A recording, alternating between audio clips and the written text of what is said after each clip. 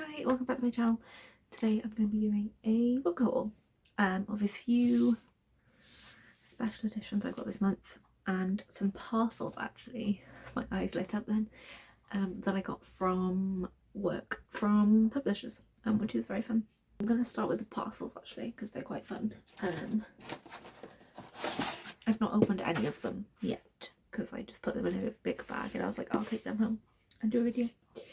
So first, I think I've got maybe 2 or 3 from Hachette, and some other ones I've asked for and some I have no idea what they are, but to be fair I don't know what most of them are anyway, even if I have requested them. So the first one we've got is This Story Might Save Your Life by Tiffany Crumb. I'll overlay the finished cover here, or here, one of the sides, because it doesn't look like this. I can't remember what it looks like off the top of my head. And this one says, oh, Leanne Moriarty meets Nora Ephron in this breathless thriller with the soul of a sweeping love story. Best friends Benny and Joy host a beloved comedy survival podcast, gleefully finding life-affirming humour in near-death experiences. When Benny arrives at Joy and her husband's home one morning to record, he finds shattered glass and an empty house. With Joy missing and the hours ticking by, not even the most devoted fans could guess the terrible secrets they have hidden from the world and from each other. If Benny wants to find Joy in time and clear his own name, he'll have to solve the highest stakes survival story yet, coming March 26. So I don't remember if I requested this one, but it sounds fun. Thrillers aren't something I typically read a lot of, but I do enjoy them. And I do like Leanne Moriarty's writing, so if Tiffany Crumb is being compared to Leanne Moriarty, that's a good sign. And this is her debut as well, which is always fun. Next we'll do another Hachette parcel. This one feels quite heavy. Oh, it's a hardback. That would be why. This is The Once and Future Queen by Paula Lafferty. And it's actually a finished copy, which is lovely. I remember I did request this one. And this is a retelling of an Arthurian legend. So it says, after the sudden death of her boyfriend, Vera is content to fade into the background, washing sheets and cleaning bathrooms in a Glastonbury hotel. But when a mysterious guest reveals himself as Merlin and whisks her back to 7th century Camelot, everything changes. He insists she's not just Vera, she's Guinevere, and only she can undo the curse draining the kingdom's magic and save Camelot from the will of a power-hungry mage. There's just one problem: Vera remembers nothing of her past life, and with Camelot teetering on the edge of collapse, time is running out. As Merlin works to restore her memories, Vera uncovers a tangled history of betrayal, power, and heartbreak. Why does King Arthur recoil at her presence? What truly happened the night the curse was cast? And why does every answer feel like it's tearing her in two? In a kingdom built on legend, Vera must decide who she is before the past destroys the future. So that sounds amazing. That sounds really fun. And I love the cover too. And there's a few different like Arthurian retellings that I have my eye on at the moment. Morgan Is My Name by Sophie Geach is the first in that series. I think it's a duology, I think it's gonna be a trilogy actually. I've had that for a while and I really keep meaning to read it. I own the first and the second one. So maybe this will start a little Arthurian legend retelling thing that I have going on. I also feel like they're very wintry in my brain, so that is a good vibe at this time of year. This is the last Hachette house on that, I think. This is 3 books, 3 copies of the same book. Strange. I wonder if they meant to send me 3. Okay. So we have A Remedy for Fate by M.A. Kuzniar. This comes out also in March 2026. So that says, a missing heart, a magical deal, a sprinkling of fate.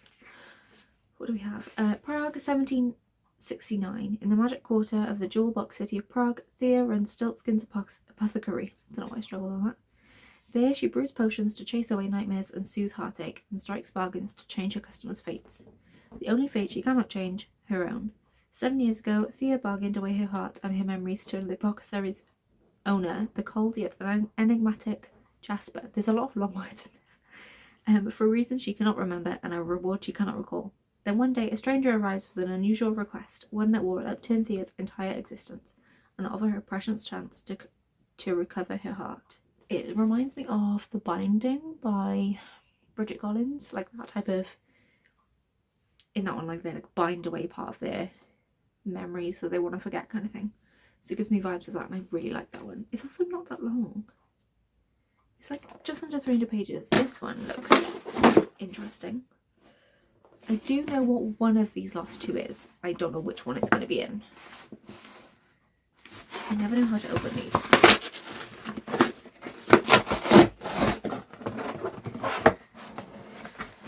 I'm so excited for this. I did not know this was coming. A stage set for villains by Shannon J. Span. I love the cover of this, and this comes out in February. It's time to take the stage. I've been seeing so much hype around this, especially because Waterstone's special edition has been announced, and that's gorgeous. So yeah, oh, I'm very excited now. Okay, so a stunningly drawn romantasy set in a mysterious theatre with charming, powerful actors run the show and mortals compete for immortality. River Hesper is running out of time, cursed by a player, a godlike performer. She must infiltrate the playhouse and find a way to break the curse before it kills her. But inside, survival comes at a price. Mortals must compete for a chance to kill a player and steal their power. River wants nothing to do with the spectacle until Jude, the playhouse's most dangerous star, makes her an offer. Win the competition, spare his life, and he'll set her free. As the final act approaches, Riven faces a devastating truth. She might not be the hero of this story, but the villain. Dun dun dun. That sounds so fun. I don't know whether this is her. Yeah, it's her first novel. A few debuts in this stack. That's fun. And that's over 500 pages. But yeah, this is amazing. I'm very happy to read this one. I didn't know that was coming. The final look then is the one that I know is here. But this feels like a hardback, and I was expecting a paperback. Why is it so hard to get into?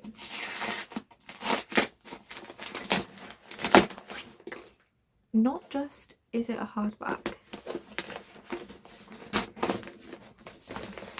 it's the shiny special edition hardback.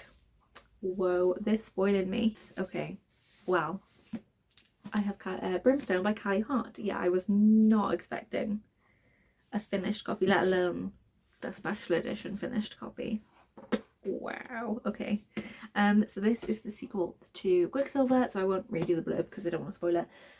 But Quicksilver follows our main character, who I can't remember the name of, Saris Fane, who she is arrested for stealing a piece of armour from a royal guard, and that's a treasonous offence. So she's arrested by the royal guard and taken to the Queen, and one of the Queen's guard is trying to kill her for her crimes, because any crime against the Queen is like immediate death. And she gets into the fight with this guard who's trying to attack her, and whilst doing that she opens a portal to a magical world where the Fae live, and the Fae are just like a myth. They're like bedtime stories told to children to scare them kind of thing, but it turns out no, they're actually real. She gets thrown into this world where and mixed up in this like plot, but it turns out she has this specific type of magic. She's an alchemist, which is very rare, and she can help the Fae like defeat their enemy if she manages to harness her power. So that is the main plot of the first one, and then I think this is just going to pick up straight off after that. We have a guest, like we do in a few of my videos now. Hello. But yeah, so this is the sequel. I only read the first one quite recently, so I'm very excited about this one. Yes, I did not know that it was going to be a finished copy. So that's incredibly exciting.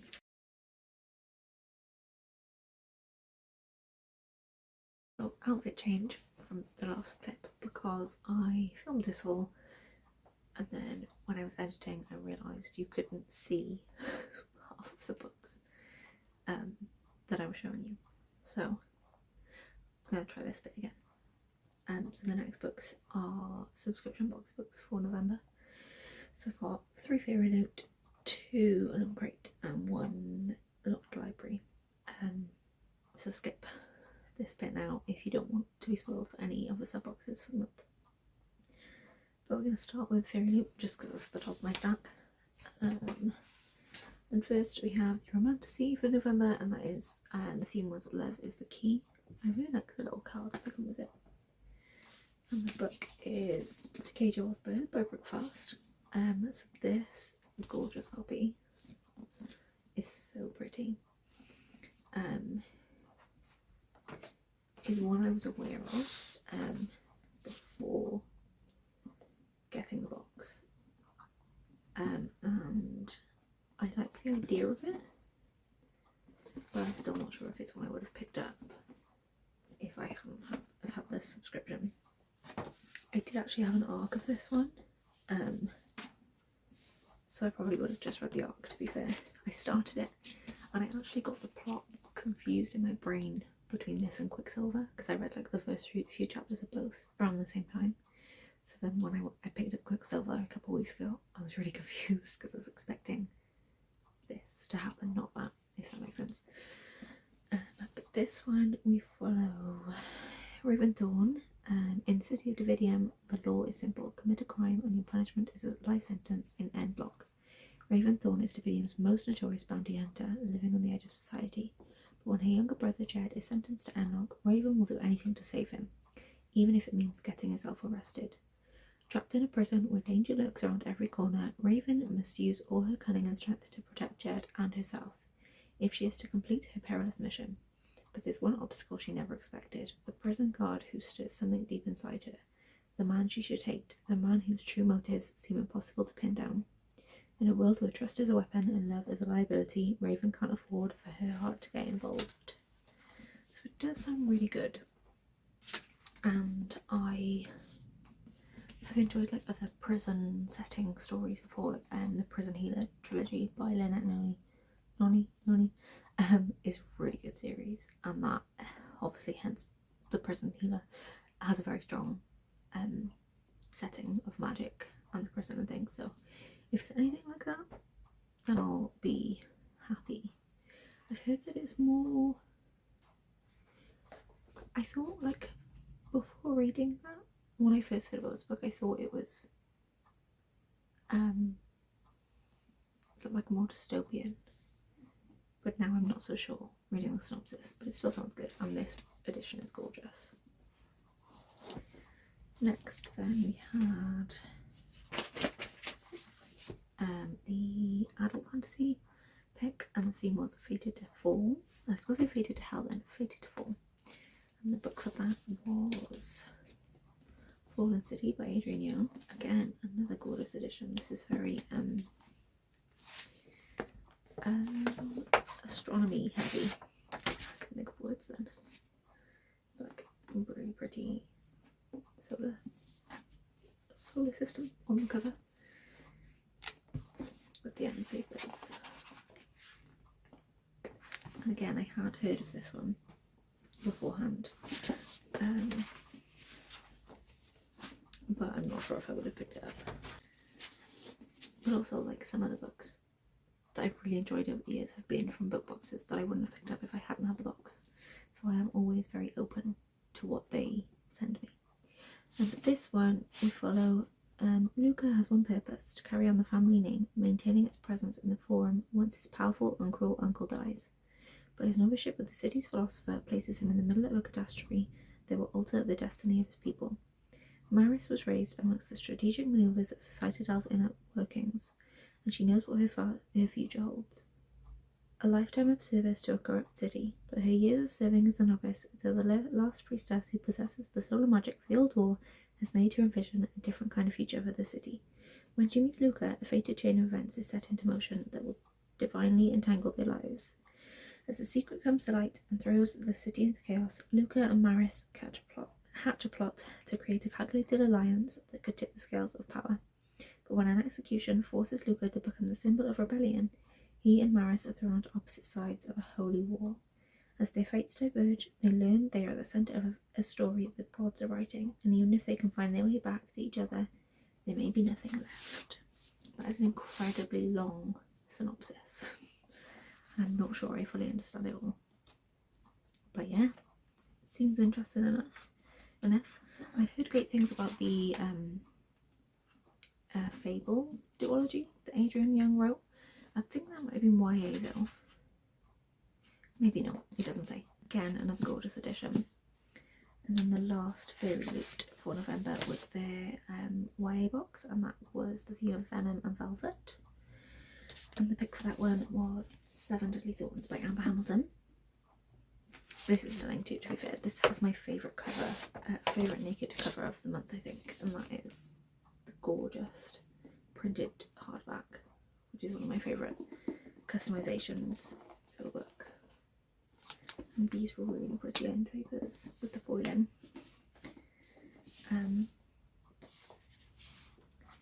It's giving Snow White. I think that's just because of the apple, which probably has nothing to do with the story. But this one says, Viola Sinclair has hidden her shadow magic her whole life. Discovery means certain death, for in the kingdom of Aragoa, dark magic is forbidden. When the queen finds out Viola's secret, she sends the royal assassin to kill her.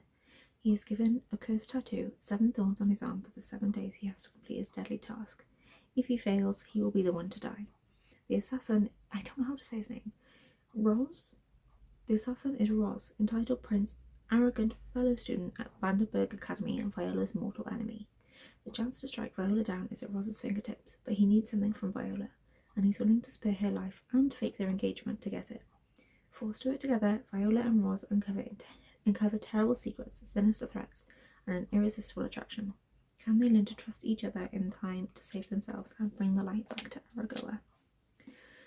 So I don't usually like academy school settings and things. I don't know, I just feel like we need a lot more world building than we usually get for that academy, and like, I don't know, it's just not my favourite thing. But the whole fake engagement 7 days to assassinate thing does intrigue me a lot more. Although this, it doesn't sound like a YA, so I was shocked when I saw that this was YA, because it doesn't really feel like that. So I guess we'll see upon reading. Is this, I don't know if this is her debut. Yes, this is her debut novel, which is interesting. So those are the 3 Fairy Loot, and then next, and this is also my first month being subscribed to the Locked Library Forbidden Wing.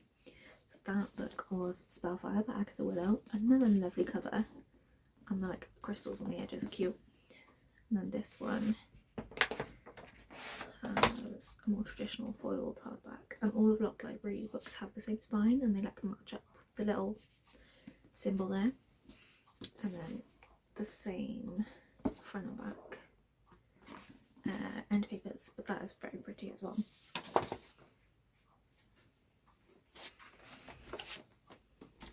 So on this one it says, Bryn swore she would never go back to Grimmauld Academy, but when her beloved former professor passes away and leaves her prized spellbook library to Bryn, she's forced to return. Bryn isn't planning on staying long, but then she runs into former queen of Grimmauld Academy, Amelia Hexford, now headmistress. When Amelia begs Bryn to stay to teach the former professor's classes, Bryn's so flustered by the beautiful witch she accidentally agrees to stay for the semester. Amelia was always too cool for Bryn at school, but now the staff room is too small a place to hide in. As the unlikely players spend more time together, Bryn and Amelia might just find themselves spellbound by something other than their magic. So more of like a fun romance, just set in a magical world with magic than anything else, which I kind of like. That's fun, rather than like a massive high stakes thing. It feels like it's going to be very low stakes, more about the romance than anything else, which is fun.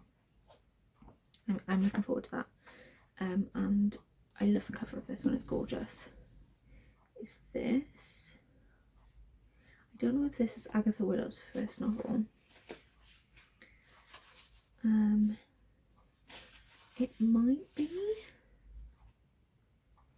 doesn't actually say. But yeah, another like school setting, but again, like I said, this seems to be less focused on the school and more about the people, so that is a good sign. And then the last 2 books I've got are the Illumicrate books for the month. The Afterlight book was The Orange Narrative by Claire Kahn. Again, absolutely stunning. I love this with all the flowers on the edges, although I don't really feel like the edges match the cover, if that makes sense. They're still pretty, but it's not as cohesive together in my brain. And like the naked hardback, whilst also stunning, doesn't really match the spine, but maybe it'll have more of that significance when I read the book. These are the very pretty and papers. So this one says, ambitious and successful businesswoman Zinnia is done with waiting around for love. Turning her dating profile into a marriage merger proposal is the perfect solution. A few strategic meetings, moved in together, get married, all within 30 days. Everyone doubts her plan, but then she meets Jordan, a near-perfect applicant with a big secret. Jordan's family has spent the last decade starring in a massively popular reality TV show about their lives, and he has finally agreed to join the cast. Already out of his comfort zone, production are now demanding that in order to boost viewership, he needs to get married on the show to his ex. Convinced that Zinnia is far better for the role, Jordan proposes a mutually beneficial marriage agreement. She gets her business partner husband, and he gets to help his family on his terms. But as the line between reality and show blurs, Zinnia and Jordan are soon faced with a choice: their tidy and emotional contract, or the beautiful, messy love story they have stumbled into. So we've got fake dating or fake marriage again, which is a trope I love. The contract, which we know is gonna go out the window, and the reality show side of things, that really intrigues me because I love a reality show in real life. So I'm wondering if I'll have one on paper too. I like the size of the very little crate Afterlife books. Like that's a normal hardback, and that's the size of this. I think it's because they usually produce just as paperbacks. So this is like a special hardback just for the box, which is fine. And then the last book is the standard Illumicrate pick for the month, and that is A Rather Vengeful Accord by Danielle Knight. And this gives strong Star Wars vibes. Not that I'm a big Star Wars fan, but I don't know what it is. Maybe the lightning coming off of her. Is it a sword? It just gives Star Wars vibes. And the lightning on the side. It is great though. It's a very great cover. Again, printing on the hardcover. One of my favourite things. And some really lovely end paper art there. So this says, at the elite college of St. Pentecosts, gravers raise the dead and turn corpses into unnatural abominations, while spirers battle undead horrors in grand arenas, thrilling crowds with divine spectacle. Hail and Kill Choir would kill and resurrect anything to study graving at St. Pentecosts, but Hel cannot end this alone. The only way she can secure admission is to enter a dangerous accord with her mortal rival, Alistair Fulton, a handsome, accomplished spirer and the infuriatingly exiled scion of the Great Fulton dynasty. As Hal and Alistair fight grisly creatures and ghastly peers side by side, Hal faces the horrors of necromancy and the revolting aspect of a romance with her own nemesis. So another convenience thing where they're thrust together for a greater cause, but another academy. Maybe I'll end up doing a video where I read the 3 books from this stack that have schools featured in them to see if they change my opinion on books set in schools. But yeah, another one I definitely wouldn't have picked up if it wasn't for this. But that should be a thing as well, how many of these am I going to actually read? And that's why I stopped being subscribed to a lot of these for a long time, is because I found that I wasn't reading them. But I'm hoping to, I know I'm going to put myself on a bit of a book buying ban in the new year, apart from my subscription boxes, so that should prompt me to get through them a bit quicker and to actually read the newer ones and to see if it is worthwhile. Maybe I'll give myself like 3 or 4 months to see if it's worth keeping them, and which ones to keep and things, because it is quite a lot. I do know that it's quite a lot in a month to get all 6 of these books. But yeah, it's a little treat to myself for now. But now I'm going to cut back to the rest of yesterday's footage and finish up the video. These are all the books I have got recently in the middle of November. This probably will be it for my November. I'm going to put them down. This probably will be it for my November haul, because I've slowed down with pre-orders, and nothing really comes out now towards the end of the year. But yeah, I'm excited for all of these. Very fantasy heavy haul, but I feel like I said earlier, that's the weather. It's the weather for it. Autumn. Winter is a very fantasy time in my brain. So yeah, extremely excited to read all these. Thank you to all these publishers for sending me the proof copies. and finished copies, may I add. 2 finished copies of these books. And yeah, let me know if you've read any of these or if you're anticipating any of these, and which one I should start with, because that's a stack. I hope you enjoyed the video. Please leave me a like and a comment and subscribe if you haven't already to see more bookish videos from me. Have a lovely day and I will see you again.